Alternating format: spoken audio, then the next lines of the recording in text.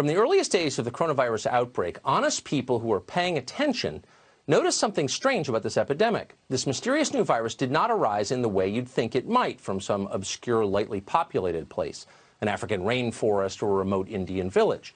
It came instead from the middle of a city of 11 million people, Wuhan, China. Now, you may never have heard of Wuhan, but it was well known to researchers around the world because it was home and is home to one of only a few dozen advanced level 4 biolabs on the planet. The Wuhan laboratory was used for research on some of the deadliest pathogens known to man. As it happens, this facility was not far from the so-called wet market where the coronavirus supposedly originated. Kind of an amazing coincidence if you think about it. Was it actually a coincidence, or was there a connection between the research lab and the outbreak? It seemed like a question worth asking. Unfortunately, we live in a political climate in which asking questions is greatly discouraged and obedience is prized. And so speculation about this remained private, mostly online. And then in February, Senator Tom Cotton of Arkansas said it out loud.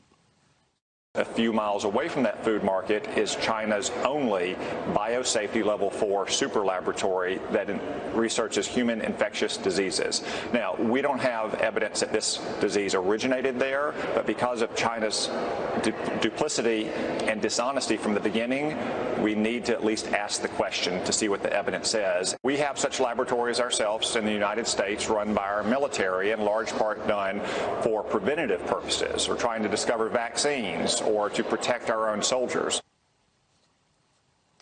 Well, of course, everything about Tom Cotton's questions, the one you just saw, were valid. Was there a connection between the lab and the virus? We ought to see where the evidence leads, as he said. But the people who are paid to follow the evidence refused to do that, and instead they mocked Cotton as a paranoid lunatic. On CNN, serial plagiarist Fareed Zakaria dismissed Cotton as a, quote, far-right conspiracist. Zakaria compared Cotton's entirely legitimate questions to Soviet disinformation for the 1980s that claimed the CIA invented AIDS. Tom Cotton, one of Donald Trump's staunchest allies in the Senate, suggested that the virus might have originated in a high-security biochemical lab in China. In the 1980s, I remember when the far left trafficked in rumors about HIV having been invented in CIA labs. The far right has now found its own virus conspiracy theory. What a mediocrity. What a slander. Over at NBC, famed journalist Brian Williams also refused to engage in journalism. Rather than spend 10 minutes learning about the subject and making up his own mind, Williams simply joined the herd of other dumb people mocking a story they didn't understand. Cotton has been criticized by public health professionals for giving just the whiff of credibility there on television and on social media to a conspiracy theory going around that the coronavirus originated and was perhaps man-made inside a lab in China, perhaps even as a bioweapon, and was released either intentionally or unintentionally deployed. There is no evidence to support that. There is no evidence to support that. Sounds authoritative. Actually, Brian Williams had no idea what he was talking about. At the time he said that, the evidence indeed was accumulating. The Wuhan wet market they're always citing, it turns out it didn't even sell the variety of bats that carry COVID-19. Those bats were hundreds of miles away. A group of Chinese researchers confirmed this fact in January when they interviewed 59 people who worked in the market or shopped there. And that information was widely available. It was online when Williams made what he calls his broadcast and issued the airy dismissal you just saw. He just didn't bother to read any of it. None of them did. Tonight, Williams and all the little robots like him owe you an apology.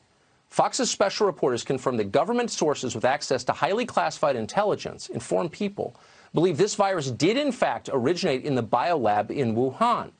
The first infected patient was likely a lab employee who accidentally contracted the virus and then spread it to the rest of the world. That wet market theory, it was just a cover.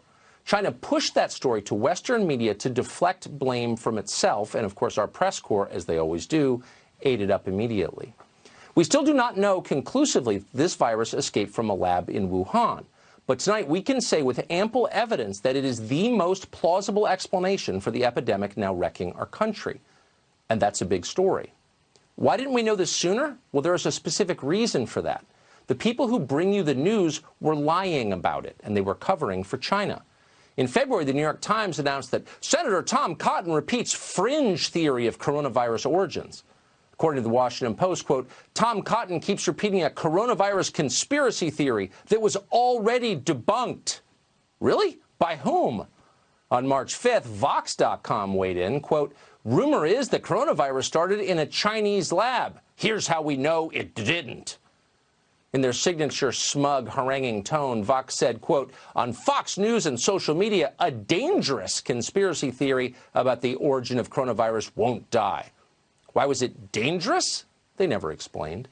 As proof the coronavirus could not have escaped from that lab in Wuhan, Vox said that the lab had the same safety protocols as top American labs, meaning naturally the virus just couldn't escape. It was unthinkable to them that maybe China's safety practices might be different from ours and perhaps inferior. This is mindless, this is dishonest, this is infuriating. This story matters. They intentionally obscured it. In fact, State Department emails from 2018, 2 years ago, reveal that the Wuhan lab had disastrous safety practices. Even then, American officials worried that a deadly virus might escape from that lab due to Chinese incompetence. They put that on paper. But Vox, meanwhile, was quoting the World Health Organization's Bruce Aylward to assure you that any such talk was crazy and immoral and probably racist. This is the same Bruce Aylward, by the way, who has now become a professional shill for the government of China. In one interview that we played a couple weeks ago, Aylward refused even to acknowledge the existence of the nation of Taiwan. Why? Because his masters in Beijing might disapprove. Vox's article on the Wuhan lab ended this way, quote, we'll need to be patient for Chinese investigators to get to the bottom of it. Right. Let's let China do the reporting for us because they're objective. It's hard to believe any of this is real, but it is real, and we shouldn't be surprised by it. These are dogmatic defenders of the Chinese government posing as American journalists.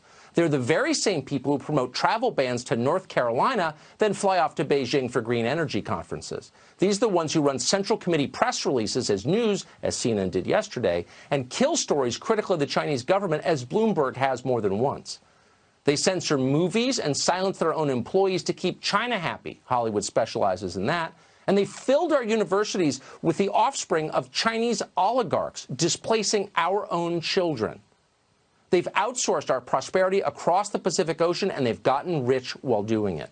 So, of course, they're repeating China's lies about this pandemic. They've been training for this for years. Will they be punished? We don't know, but remember their names.